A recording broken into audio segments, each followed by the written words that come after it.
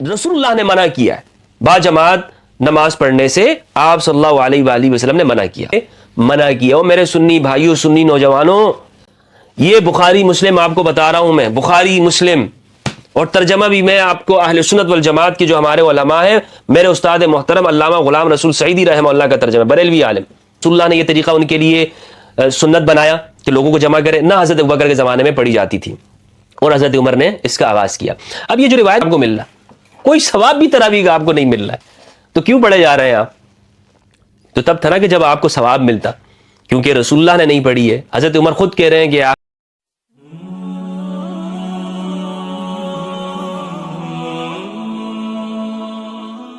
آج کی اس ویڈیو میں انشاءاللہ ہم گفتگو کریں گے تراویح کے بارے میں۔ ہم نے یہ دیکھا ہے کہ ہمارے ہاں تراویح کا اہتمام ہوتا ہے، ہمارے اہل سنت والجماعت کے جو مساجد ہیں، ہم خاص طور پر رمضان کے مہینے میں تراویح کا اہتمام کرتے ہیں۔ تراویح کیا ہے؟ تراویح عشاء کی نماز، یعنی باجماعت طور پر 20 رکعت یا بعض جگہوں پر 11 رکعت کا اہتمام ہوتا ہے، اجتماعی طور پر یہ رکعت ادا کی جاتی ہیں۔ اب آج کی اس ویڈیو میں انشاءاللہ ہم یہ گفتگو کریں گے۔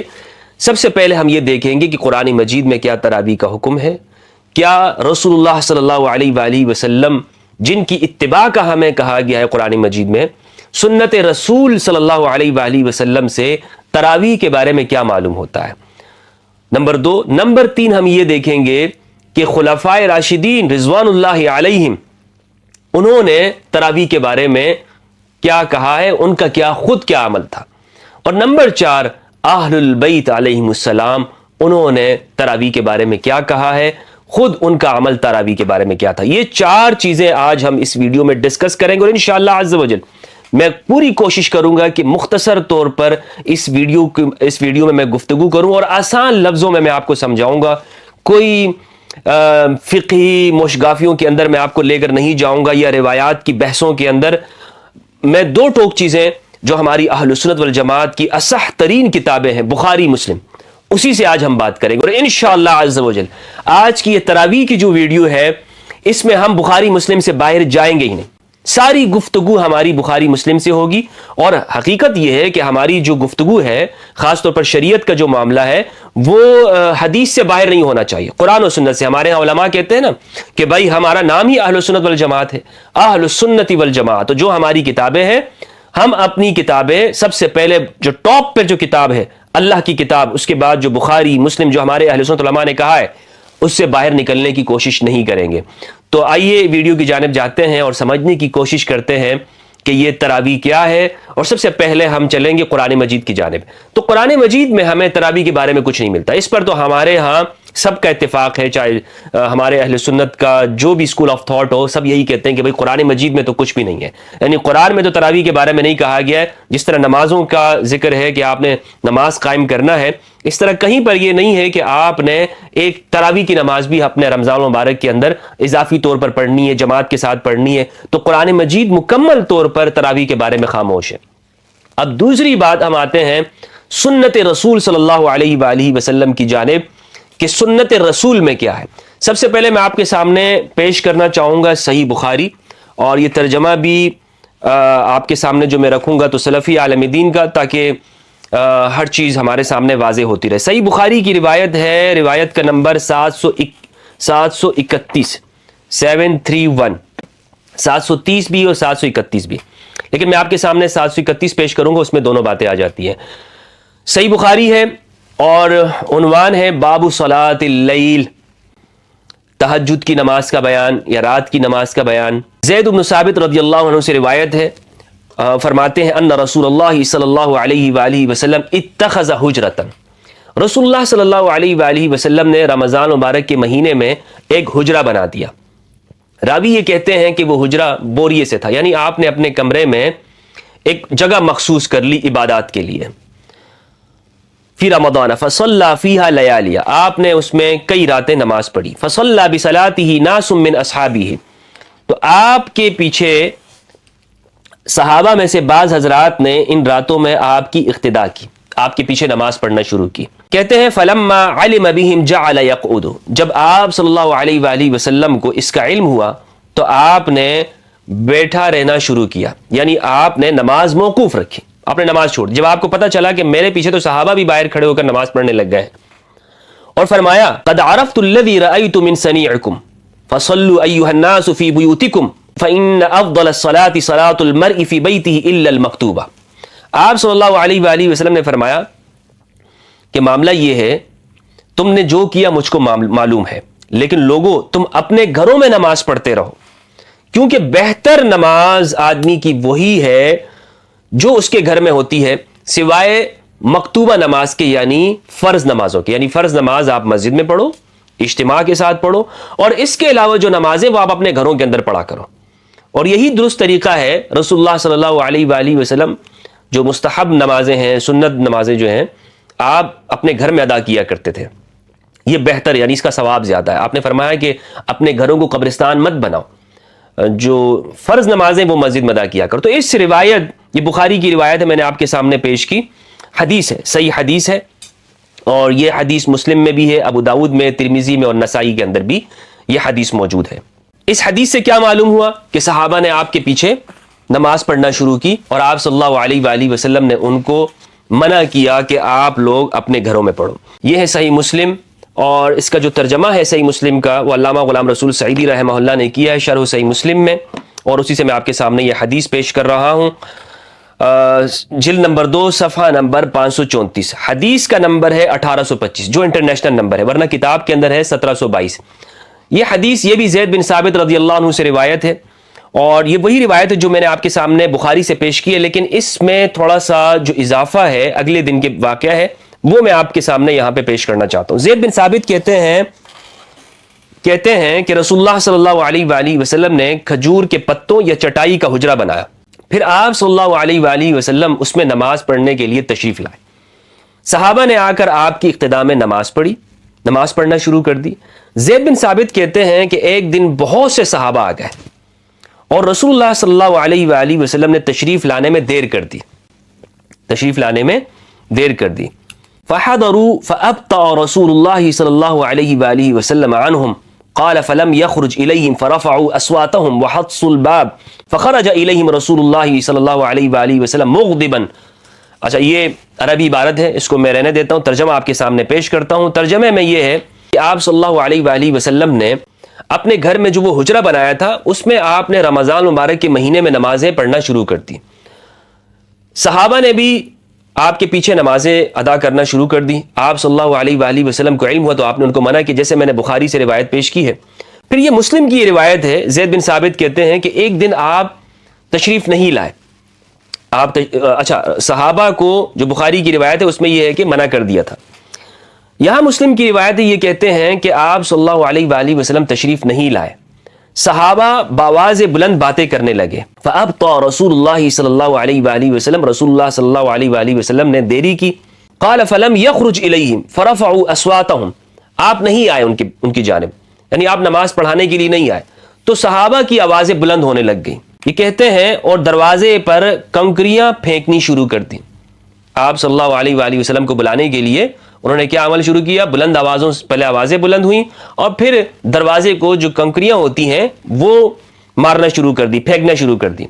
رسول اللہ صلی اللہ علیہ وآلہ وسلم تشریف لائے اس حال میں کہ آپ غضبناک تھے، اب غصے میں تھے کہ منع کر دیا تھا، اور اس کے باوجود یہ کیا کر رہے ہیں؟ بلا رہے ہیں. آپ صلی اللہ علیہ وآلہ وسلم نے فرمایا اگر تم ایسا ہی کرتے رہے تو میرا گمان ہے کہ یہ نماز تم پر فرض کر دی جائے گی. اگر تم ایسا ہی کرتے رہے تو یہ نماز تم پر فرض کر دی جائے گی.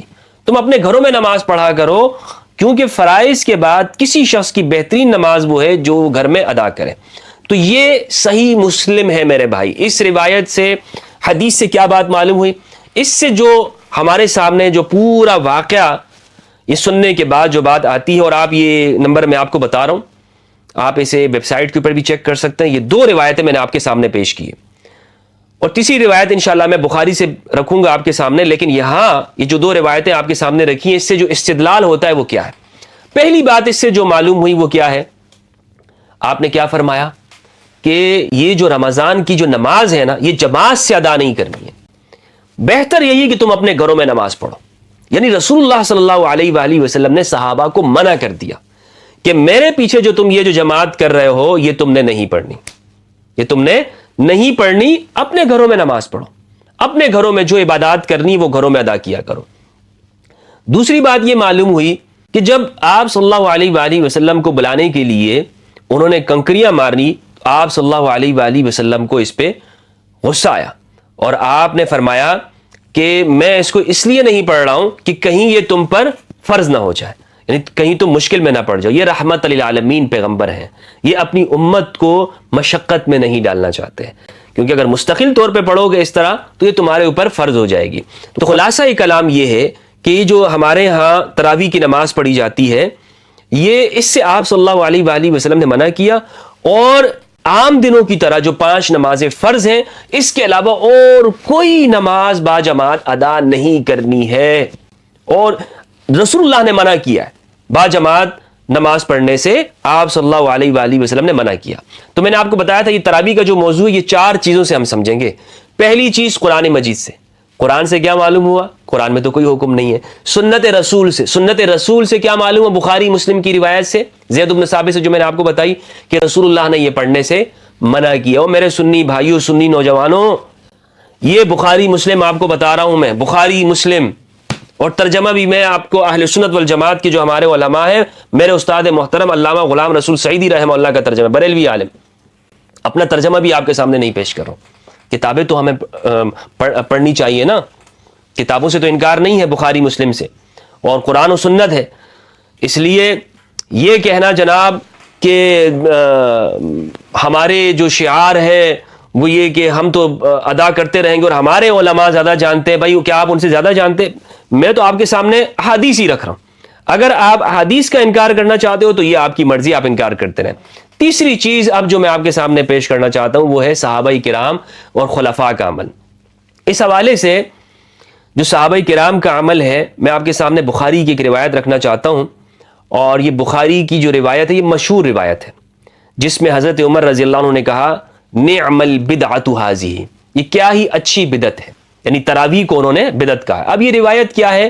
بخاری کی روایت کا نمبر ہے 2010۔ شہاب زہری نے روایت کی عروہ بن زبیر سے، وہ روایت کرتے عبد الرحمن القاری سے۔ وہ کہتے ہیں کہ ایک دن میں حضرت عمر رضی اللہ تعالیٰ عنہ کے ساتھ رمضان مبارک کی راتوں میں نکلا، مسجد کی جانب ہم گئے، فَإِذَا النَّاسُ أَوْزَاعٌ مُتَفَرِّقُونَ، لوگ الگ الگ ٹولیاں بنائے ہوئے بیٹھے تھے، الگ الگ جماعتیں بنائے ہوئے متفرق اور منتشر طور پہ تھے۔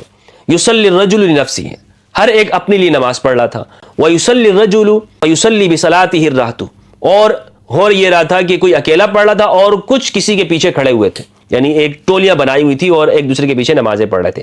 فقال عمر انی ارى لو جمعت هؤلاء على قارئ واحد لكان امثل، حضرت عمر نے کہا کہ کیا یہ اچھا ہو کہ تمام لوگوں کو ایک قاری کے پیچھے جمع کر دوں، ایک قاری صاحب ان کے لیے مقرر کر دیں تو یہ کتنی اچھی بات ہوگی۔ تو ثم عزم فجمعهم على ابی بن کعب، حضرت عمر نے جب یہ ارادہ کیا تو ان سب کو ابی بن کعب رضی اللہ عنہ کے پیچھے کھڑا کر دیا، اور ابی بن کعب کو امام بنا دیا کہ آپ کے پیچھے یہ نمازیں پڑھیں گے، صحابہ کے امام ابی بن کعب کو بنا دیا۔ ثم خرجت معه ليلة اخرى، پھر میں ان کے ساتھ ایک اور رات کو نکلا، والناس يصلون بصلاة قارئهم، لوگ کیا کر رہے تھے؟ اپنے قاری کے پیچھے، اپنے امام کے پیچھے نماز تراویح پڑھ رہے تھے۔ قال عمر، حضرت عمر نے کہا نعم البدعۃ ھذہ، کیا ہی اچھی بدعت ہے یہ، کیا ہی اچھی بدعت ہے، یعنی یہ جو جمع کرنا ہے قاری کے پیچھے ایک منظم طور پر کہ لوگ ایک مسجد میں ایک امام کے پیچھے نماز پڑھ رہے ہوں، یہ بدعت ہے، لیکن اچھی بدعت ہے۔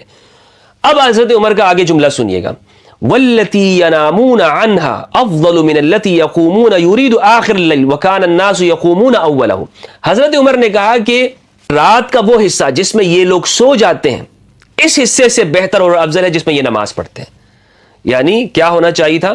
آپ کی مراد، راوی کہتے ہیں آپ کی مراد رات کے آخری حصے کی فضیلت سے تھی، کیونکہ لوگ یہ نماز رات کے شروع میں ہی پڑھ رہے تھے، جس طرح آج ہمارے یہاں پڑھ رہے ہیں رات کے شروع میں ہی۔ اب یہ روایت میں نے آپ کے سامنے پیش کی، اس میں آپ دیکھیں اس روایت سے استدلال یہ کیا جاتا ہے کہ حضرت عمر رضی اللہ عنہ نے تراویح کے لیے ایک امام کے اوپر لوگوں کو جمع کیا۔ اچھا، سنت سے تو ہمیں یہ معلوم ہوا کہ سنت رسول اللہ نے منع کر دیا تھا۔ حضرت ابوبکر رضی اللہ تعالیٰ عنہ کے زمانے میں یہ تراویح نہیں پڑھی جاتی تھی، حضرت ابوبکر رضی اللہ عنہ کا عمل بھی یہی تھا۔ حضرت عمر نے اپنے دور میں جماعت کے ساتھ اس کو آغاز کرایا، اور یہ حضرت ابوبکر والا جو عمل ہے یہ بھی ہمارے علماء اہل سنت نے لکھا ہے، ابن عبد البر نے الاستیعاب میں، اور اسی طرح ابن اسیر نے اس کو لکھا ہے نہایہ کے اندر۔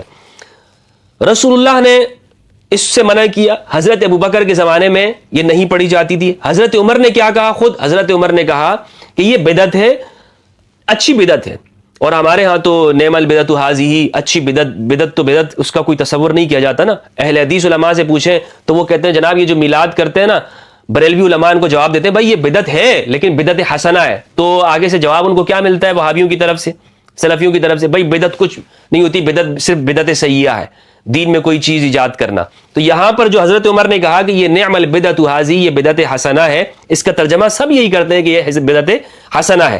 تو یہاں پر خیر بہرحال تراویح کے لیے یہ سب مان لیتے ہیں۔ اچھا، صحابہ کا جو عمل ہے اس حوالے سے آپ کو بتاتا چلوں، ابن الاسیر الجزری رحمہ اللہ نے اپنی کتاب النہایہ فی غریب الحدیث والاثر صفحہ 107 میں اس حدیث کی شرح کے اندر نعم البدعۃ ھذہ کی شرح میں وہ لکھتے ہیں وفی حدیث عمر رضی اللہ عنہ فی قیام رمضان نعم البدعۃ ھذہ البدعۃ بدعتان، بدعت دو طرح کی ہوتی ہے۔ اس میں یہ کہتے ہیں، آپ اسکین دیکھ لیجئے گا، کہ یہ جو رات کے اندر نماز پڑھنے والا جو عمل ہے، لأن النبی، اچھا اس کو بدعت کیوں کہا ہے؟ حضرت عمر نے بدعت اس لیے کہا ہے، ابن اسیر الجزری کہتے ہیں لأن النبی صلی اللہ علیہ وآلہ وسلم لم یسنھا لہم، رسول اللہ نے یہ طریقہ ان کے لیے ایجاد نہیں کیا، رسول اللہ نے یہ طریقہ ان کے لیے سنت نہیں بنایا تھا، یہ رستہ ان کو نہیں بتایا تھا۔ لم یسنھا لہم، رسول نے ان کو یہ سنت نہیں دی تھی۔ کون سی؟ اب یہاں پر کوئی یہ نہ کہے کہ جناب رسول اللہ کی سنت ہے، حضرت عمر رضی اللہ تعالیٰ عنہ نے یہ جمع کیا، نہیں نہیں، علماء نے لکھا ہے لم یسنھا لہم، رسول اللہ نے یہ طریقہ ان کو نہیں دیا۔ وانما صلاها لیالیہ، رسول اللہ نے چند راتیں اس کو پڑھا تھا، ثم ترکھا، پھر آپ نے اسے چھوڑ دیا تھا۔ ولم یحافظ علیہا، اور آپ نے اس پر مداومت نہیں کی تھی، ہمیشگی نہیں کی تھی۔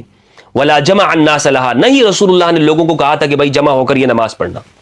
تو سنت تو یہ ہوئی نا رسول اللہ کی، لیکن اسی لیے تو حضرت عمر کہتے ہیں کہ یہ بدعت ہے، اور بدعت کے ساتھ انہوں نے اضافہ کیا کہ نعم البدعۃ، اچھی بدعت ہے۔ ولا كانت فی زمن ابی بکر، نہیں حضرت ابو بکر کے زمانے میں یہ تھی یہ تراویح۔ وانما عمر رضی اللہ عنہ جمع الناس علیہ وندبهم الیہ فبہذا سماها بدعہ، اور حضرت عمر نے لوگوں کو جمع کیا اور لوگوں کو یہ رستہ بتایا، یہ طریقہ سکھایا، اور اس کا نام بدعت رکھ دیا۔ اس کا نام کیا رکھ دیا؟ بدعت۔ ابن اسیر الجزری رحمہ اللہ المتوفی 606 ہجری، انہوں نے اس حدیث کی شرح میں لغوی معنی بیان کرتے ہوئے لکھا ہے۔ تو اس بات سے ہمیں حوالے سے کیا بات معلوم ہوگی اس ریفرنس سے؟ نہ رسول اللہ نے یہ طریقہ ان کے لیے سنت بنایا کہ لوگوں کو جمع کرے، نہ حضرت ابوبکر کے زمانے میں پڑھی جاتی تھی، اور حضرت عمر نے اس کا آغاز کیا۔ اب یہ جو روایت میں نے آپ کے سامنے پڑھی ہے نا، اس میں آپ یہ دیکھیں کہ حضرت عمر خود کہتے ہیں کہ بھائی جو لوگ اس ٹائم پہ سو جاتے ہیں، جو پہلے وقت میں اس کو پڑھ رہے ہیں، اور جو لوگ نہیں پڑھ رہے اور سوئے ہوئے ہیں، وہ ان کا سونا افضل ہے، کیونکہ وہ بعد میں اس کو پڑھتے ہیں۔ اور یہ جو پہلے اس کو پڑھ رہے ہیں، جن کو خود حضرت عمر نے مسجد میں جمع کیا ہے، حضرت عمر کہہ رہے ہیں کہ یہ ان سے افضل وہ ہے کہ جو لوگ سوئے ہوئے ہوتے ہیں۔ اب یہاں پر جو لوگ یہ کہتے ہیں جناب ہم صحابہ کی سنت کے پیچھے چلتے ہیں، بھائی حضرت عمر خود کہہ رہے ہیں کہ اس کے بجائے سونا افضل ہے، اس کے بجائے سونا افضل ہے۔ تو کیا یہ صحابہ کے پیچھے بھی چلنے والے؟ خود جس صحابی نے حضرت عمر نے اس کا آغاز کروایا ہے، وہ صحابی کہہ رہے ہیں کہ اس سے سونا بہتر ہے۔ تو میرے بھائی کیوں آپ اتنی مداومت کے ساتھ 20 رکعتوں میں، اور امت میں اختلاف، رمضان کے آتے ہی آپ دیکھیں گے ٹی وی چینل کے اوپر 20 رکعتیں یا 40 ہے، اور اس کی تعداد کے اندر بھی اختلاف ہے۔ پوری امت ایک دوسرے کے ساتھ جو ہے نا وہ گتم گتا ہے، کس بارے میں؟ 20 پڑھنی ہے، 11 پڑھنی ہے، 40 پڑھنی ہے، 36 پڑھنی ہے۔ آپ کتابیں کھنگال کے دیکھ لیں، اس کی تعداد کا اختلاف ہی بتاتا ہے کہ یہ رسول اللہ کا طریقہ نہیں ہے۔ یہ رسول، جس طرح عمر نے کہا بدعت حسنہ ہے، یہ بعد میں اس کی تعداد کا اختلاف بتاتا ہے۔ ورنہ آپ دیکھیں مسلمانوں کے اندر نمازوں کی تعداد میں کوئی اختلاف نہیں ہے۔ فجر میں 2، سنی بھی پڑھتا ہے، شیعہ بھی پڑھتا ہے، بازی بھی پڑھتا ہے، 2 ہیں، 4 کوئی نہیں پڑھتا، ظہر کی 4 ہے، کوئی 10 نہیں پڑھتا، کوئی اختلاف ہی نہیں، اس لیے کہ نماز کی تعداد میں اختلاف ہے ہی نہیں۔ اگر رسول اللہ نے پڑھی ہوتی اور اس طرح لوگوں کو جمع کر کے، تو تعداد میں تو اختلاف ہوتا ہی نہیں۔ مسلمانوں میں اتنے اختلافات ہوئے، لیکن تعداد رکعات کے اندر مسلمانوں میں اختلاف نہیں ہے۔ تو اس کا تعداد رکعات کا اختلاف ہی بتاتا ہے، جس طرح ابن اسیر نے لکھا ہے کہ یہ بدعت ہے۔ یہ کیا ہے؟ بدعت ہے۔ اور رسول اللہ صلی اللہ علیہ، بلکہ رسول اللہ نے تو صحابہ کو منع کیا، جاؤ گھروں میں نمازیں پڑھا کرو، کیوں رمضان میں تم یہاں باہر نماز پڑھو؟ فرض نماز مسجد میں پڑھو، اس کے علاوہ جتنی بھی نمازیں وہ تم گھروں میں ادا کرو۔ پھر جو لوگ کہتے ہیں جناب یہ سنت ہے، تو سنت تو پھر ان کو یہ کرنا چاہیے نا، ہمارے ہاں ایک تواتر کے ساتھ شرق تا غرب تمام اہل سنت مساجد کے اندر ہو کیا رہا ہے، رمضان مبارک کے آتے ہوئے انہوں نے ایک ماشاء اللہ اہتمام ہوتا ہے تراویح کا، میں منع نہیں کر رہا ہوں، لیکن بات یہ کہ جس کو رسول اللہ نے نہیں کیا، رسول اللہ نے صحابہ کو منع کیا، تو اس کے کرنے میں آپ اس میں تفصیل دیکھیں نا، تو اس دوسری جلد کے اندر نہ اس کا ثواب ہے، نہ اس کا کوئی ثواب بھی نہیں ہے تراویح پڑھنے کا۔ میں آپ کو پوری تفصیل بتاؤں اگر شرح صحیح مسلم میں علامہ غلام رسول سعیدی رحمہ اللہ نے جو اس پہ لکھا ہے کہ اس کو آپ علامہ عینی کے حوالے سے اس کا کوئی ثواب بھی نہیں آپ کو مل رہا، کوئی ثواب بھی تراویح کا آپ کو نہیں مل رہا ہے، تو کیوں پڑھے جا رہے ہیں آپ؟ تو تب تھا نا کہ جب آپ کو ثواب ملتا، کیونکہ رسول اللہ نے نہیں پڑھی ہے۔ حضرت عمر خود کہہ رہے ہیں کہ آخر وقت میں پڑھنے والے وہ زیادہ افضل ہیں، جو لوگ سو جاتے ہیں، سونا اس ٹائم پہ زیادہ افضل ہے، بھئی رات کو اٹھ کے نماز پڑھو نا، تہجد کی نماز پڑھو۔ اچھا، تو یہ جو ہمارے ہاں پڑھی جاتی ہے، ان کو کیا کرنا چاہیے؟ ان کو یہ کرنا چاہیے، اگر یہ کہتے ہیں نا ہم رسول اللہ کی سنت پہ عمل کرنے والے اہل سنت والجماعت، تو انہیں یہ کرنا چاہیے کہ کچھ دن چھوڑ بھی دیں۔ جو مسلسل جو یہ دعویٰ کرتے ہیں کہ جناب ہم سنت سمجھ کے کر رہے ہیں اور یہ سنت ہے، تو انہیں پھر رسول اللہ کی سنت پر ہی عمل کرنا چاہیے۔ کسی ایک دن آپ چھوڑ کے دکھاؤ۔ 10 سال سے آپ امام مسجد ہیں اور آپ پڑھائے جا رہے ہیں، ہر سال 30 دن آپ پڑھاتے ہیں، کسی ایک دن آپ ناغہ تو کریں، کسی ایک دن آپ چھوڑ دیں، نہ پڑھائیں، آپ کہیں بھائی رسول اللہ نے اس کو چھوڑا بھی ہے تو میں اس کو چھوڑ بھی دیتا ہوں۔ تو یہ تو میں نے آپ کو صحابہ کرام کے عمل سے بتا دیا، خلفاء کے عمل سے بتا دیا کہ یہ نماز کیا ہے۔ حضرت عمر رضی اللہ عنہ بھی کہتے ہیں کہ جو سو جاتے ہیں وہ زیادہ بہتر کرتے ہیں، صحیح بخاری کی روایت سے بتایا۔ اب جو چوتھی بات ہے اہل البیت علیہ السلام کا عمل، اہل البیت کا تراویح کے بارے میں کیا عمل تھا، تراویح کو اہل البیت کیا سمجھتے تھے؟ علامہ شوکانی رحمہ اللہ نے نیل الاوتار کے اندر جملہ لکھا ہے، اور بڑا بہترین جملہ انہوں نے لکھا ہے۔ علامہ شوکانی المتوفى 1250 ہجری، نیل الاوتار جلد 3 صفحہ 516، کتاب الصلاۃ، تراویح کے متعلق تمام علماء اہل سنت والجماعت کے، ان کے فقہاء کے، محدثین کے اقوال وہ نقل کرتے ہیں، اور اس کے بعد یہ کہتے ہیں، یعنی ہمارے اہل سنت کے جتنے بھی فقہاء ہیں ان کے اقوال ذکر کرنے کے بعد وہ کہتے ہیں وقالت العترہ، اہل البیت کے یہ کہتے ہیں ان التجمیع فیہا بدعۃ، رمضان میں تراویح کے لیے جماعت بنانا یہ بدعت ہے، اہل البیت کے نزدیک یہ بدعت ہے۔ وقالت العترہ، قربان جائیے شوکانی رحمہ اللہ سے، جملہ لکھ کے انہوں نے کمال کیا ہے۔ انہوں نے کئی مقام کے اوپر، نیل الاوتار کو آپ پڑھیں گے تو اس میں وقالت العترہ، اور اہل البیت کا موقف یہ ہے، اہل البیت کا موقف یہ ہے۔ ہمارے ہاں سب یہ تو بتاتے ہیں کہ فلاں امام کا موقف یہ ہے، آج میں آپ کو تراویح کے بارے میں اہل البیت کا موقف سنا رہا ہوں۔ ان التجمیع فیہا بدعۃ، تراویح کی نماز بدعت ہے اہل البیت کے نزدیک، اور رسول اللہ نے اس امت کے لیے قرآن اور اہل البیت چھوڑے ہیں، قرآن اور اہل البیت، یعنی ہمیں حکم دیا گیا کہ قرآن میں اپنے حل تلاش کریں امت کا، اور اہل البیت کے پیچھے چلیں۔ اہل البیت کہتے ہیں تراویح کی جماعت بدعت ہے، تو میں کیا کروں، میں کس کے پیچھے چلوں؟ اہل البیت کے پیچھے چلنا ہوگا۔ کس کے پیچھے چلنا ہوگا؟ اہل البیت کے پیچھے۔ اپنے ہر معاملے کے اندر ہم یہ دیکھیں کہ کوشش یہ کریں سمجھنے کی کہ قرآن میں وہ کیا ہے اور اہل البیت کا عمل کیا۔ اور پھر تراویح کے بارے میں تو میں نے آپ کو بتایا، اتنے اختلافات ہیں اس کی تعداد کے بارے میں، اس کے عمل کے بارے میں، نہ حضرت ابوبکر نے پڑھی ہے، نہ رسول اللہ صلی اللہ علیہ وآلہ وسلم نے لوگوں کو جمع کیا ہے۔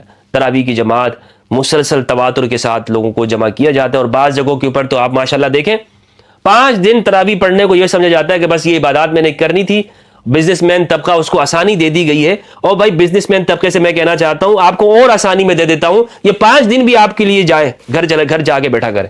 کیوں آپ دکانوں میں بند کر کے، شٹر بند کر کے، اور ایک حلقہ بنا کر کبھی پیٹرول پمپ پہ کھڑے ہوتے ہیں، کبھی کہاں پر، اور 5 جو ہے نا وہ قاری صاحب بھی ماشاءاللہ فل سپیڈ کے اندر اس نے گیئر لگایا ہوتا ہے، قرآن کیا پڑھ رہا ہے کیا نہیں۔ 5 دن کی بھی تراویح ہو رہی ہے شہر کے اندر، کون پڑھتا ہے؟ اکثر جو ہمارے بزنس مین طبقہ ہے۔ بھائی تراویح پڑھنی ہے ماشاءاللہ، 5 دن کے بعد کیا ہے؟ اپنی دکانیں کھولنی ہے، تو بھائی آپ کو اس کا تو ثواب تو آپ کو ملنا نہیں ہے، تو کیوں اس کے لیے آپ اتنا اہتمام کر رہے ہیں؟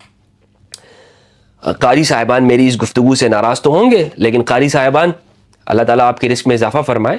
بہرحال جو حق سچ ہے، جو ہماری کتابوں میں لکھا ہے، میں نے آپ کے سامنے بخاری مسلم سے باہر میں نے آپ کے سامنے نہیں کیا، اور نمبر میں نے آپ کو روایات کا بتا دیا ہے، اور انشاءاللہ میں یہ جو تینوں روایات ہیں اس کو ڈسکرپشن کے اندر بھی میں اس کا نمبر دے دیتا ہوں، آپ یہاں پر بھی اس کو چیک کر لیجئے گا، اور پھر اس کے مطابق آپ دیکھیں کہ رسول اللہ کی سنت کیا ہے، آپ کا عمل کیا ہے، صحابہ کیا کہتے ہیں۔ والسلام علیکم ورحمۃ اللہ وبرکاتہ۔